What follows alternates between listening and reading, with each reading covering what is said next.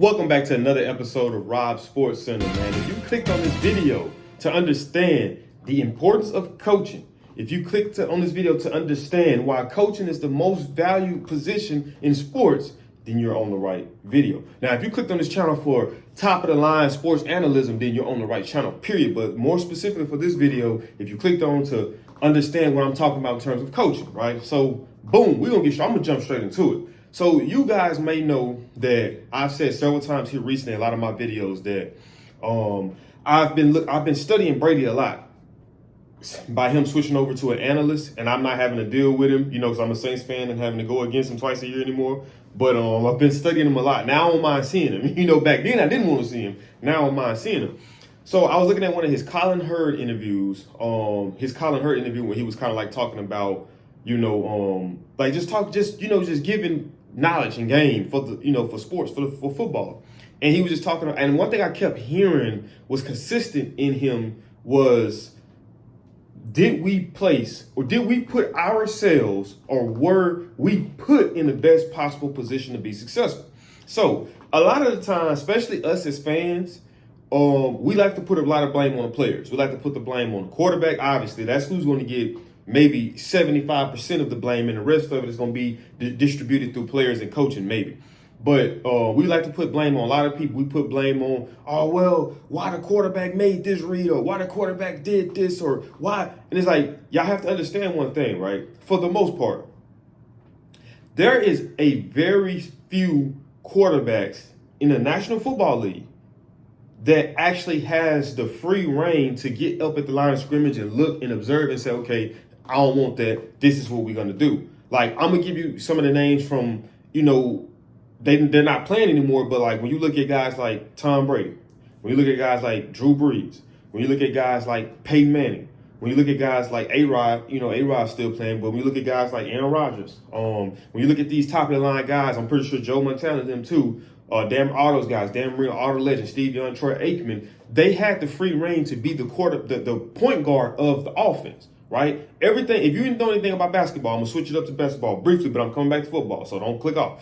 If you know anything about basketball, you know the importance of a point guard. A point guard is the heart and soul of the offense because he puts everybody in position to be successful, right? So now we're going to switch back over to football. It's the same thing with the quarterback. The quarterback comes up to line of scrimmage. He's looking and seeing, okay, cool. From what I'm looking like, okay, if we're about to get a run play to the right, I'm looking at that strong safety cheating down as if he's going to be coming in on a blitz. So 9 times out of 10, this running back is going to be running straight into a free defender. So what do I have to do now? Okay, cool. He want to play down here. Let me make an adjustment. Either I can switch it over, hand it off from this side, or I can do a play action and, end up possibly, getting a bomb deep, or even getting a pass interference or something else freeing up because somebody trying to, take over that deep threat slack. So it's a very few of them.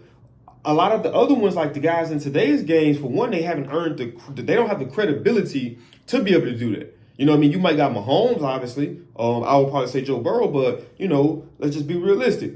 Guys like Daniel Jones, Mitchell Trubisky,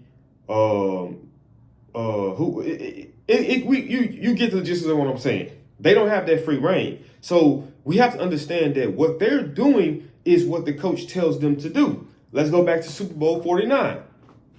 Everybody and their mama who don't know nothing about football would tell you they should just hand the ball off to beast mode. Look at the game he was having, man. Hand the ball off to him and y'all Super Bowl champs, right? We all know that. And everybody was on Russell Wilson. But at the end of the day, Russell Wilson looking at it like this. My coach told me to do this. I may not agree with it. But you think I'm going to take the risk of going against what he told me to do? And if it don't work out, I'm without a job now. I'm without a job. So at the end of the day, I'm only doing what my coach is telling me to do. So if my coach is not if we're not being placed in the best possible position to be successful, that's not on the players all the time. It's on the coaching. When we look at, I'm a Saints fan, right? So look at last season. If you know anything about the Saints, if you're a Saints fan, this really gonna hit it on the nail. But if you're familiar with sports and you've seen the Saints, this might possibly hit it on the nail too.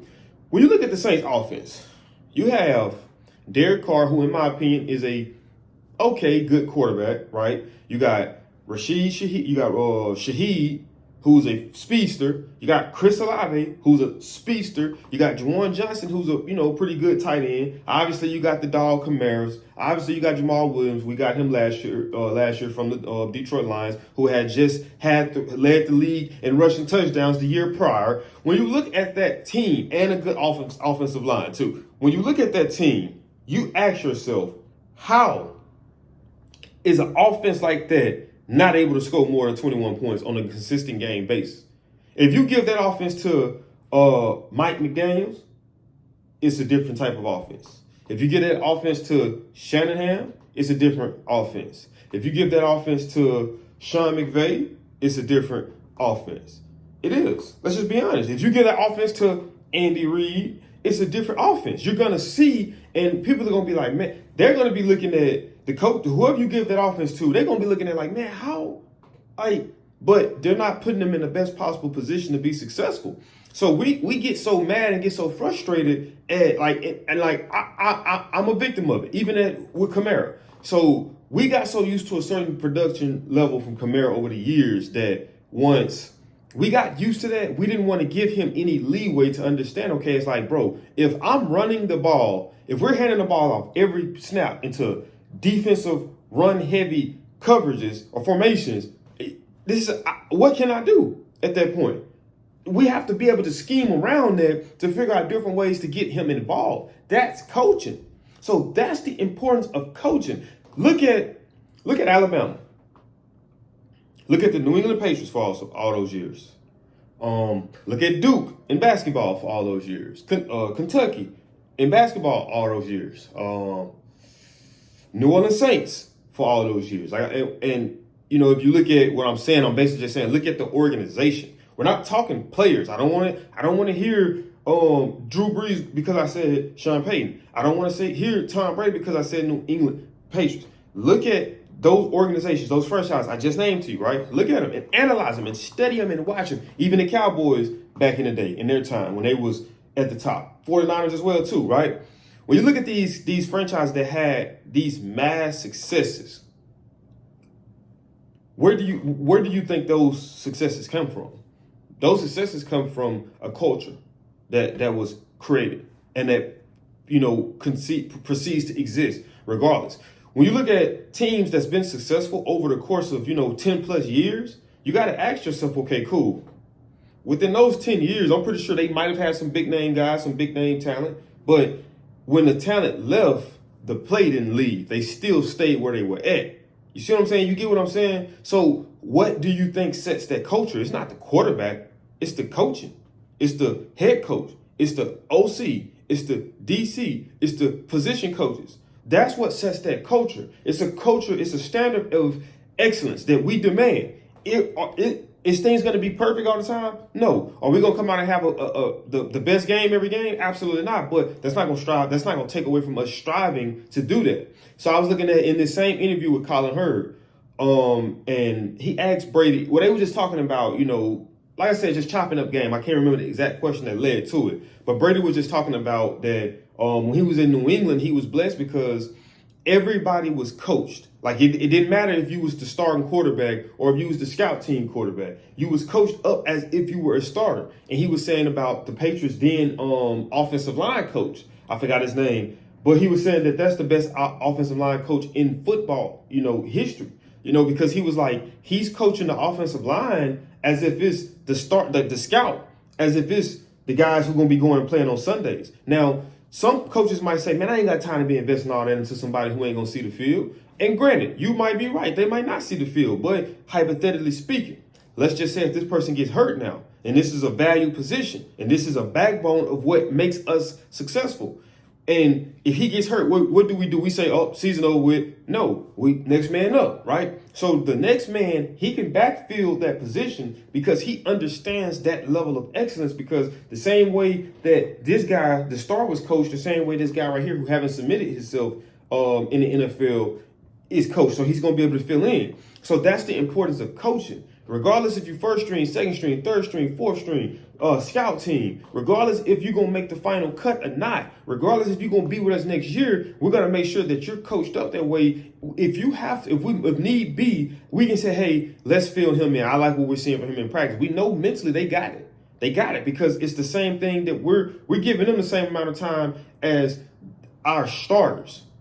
You see what I'm saying? Starters, guys that we know like are locked in with us for the next 3 or 4 or 5 years. Guys who are, at the top in terms of their position. Because Tom Brady was like, if you look at over the years, they never had like Pro Bowl offensive linemen. They didn't have Trent Williams. They didn't have that. They didn't have a Jason Kelce. But they were coached well. And when a person goes down, and even like Brady was saying, you lose a lot of people to free agency because they know that they was coached in New England. So, okay, I want to implement that and bring that to my team and apply that there so we can get the results that the Patriots was maybe getting. Or it can take us to the next level from where we're currently at and take us in a step in the right direction, progressing opposed to digressing. So coaching is just that important, man. Like when coaching is good, like I said, it's that culture that you walk into. When you walk through those doors, you understand. You're looking at you're looking at all those accomplishments. Championship ring, championship, and you just saying, man, I gotta be able to uphold to this. Like another one, I'm gonna go back to jump back on the basketball. So I'm pretty sure a lot of you guys seen the Last Dance documentary. And Michael Jordan was just talking about once he left and went to play baseball, he came back. Most of the people he were with weren't on the team anymore.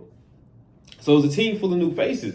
And he was like, and they got the mentality of, okay, they acting as if they're winners. They're looking at those banners and seeing championships, but you gotta understand at the time you didn't contribute to that. So you don't need to look at those. You need to look to now. You can look at those for motivation, but you need to look on this other side in that empty space and want to play and want to help us get to that point. But that right there, you don't need to pay attention to. So, but for real though, it's just like it's the mentality, man. It's like when you play with Mike. Obviously Mike was the player/coach. It was that level of perfection that you had to uphold to. When you played with Kobe was a player/coach. It was that culture that you had to uphold to. Same thing with LeBron. He's a player/coach. It's the culture. So you know that once you come here, it's no bull crapping. Like if you come here, you have to have it on your mind. You have to be in that mindset of saying, okay, we're going to win at any cost, no matter what. You know what I mean? And those things come down to coaching. And then,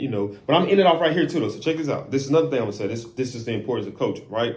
So let's just say, and Brady touched on this in that Colin Hurd interview too. And I was like, okay, I like that. So Colin Hurd was asking Brady about he was like a top guy, number one guy, receiver wise, outside the numbers. And he was just saying like, dude, he's like, I think that sometimes it can be beneficial, but sometimes it can hurt you because, a lot of receivers, if they're not getting targets that they feel that they deserve, they become vocal about it. Some of them are very vocal. They'll call you out on social media or even maybe in a post game, throw some shade at you, so Brady was just talking and was like, yeah, but he was like, see, the thing about lining up outside the numbers, you only got so much room to work with because you got that sideline.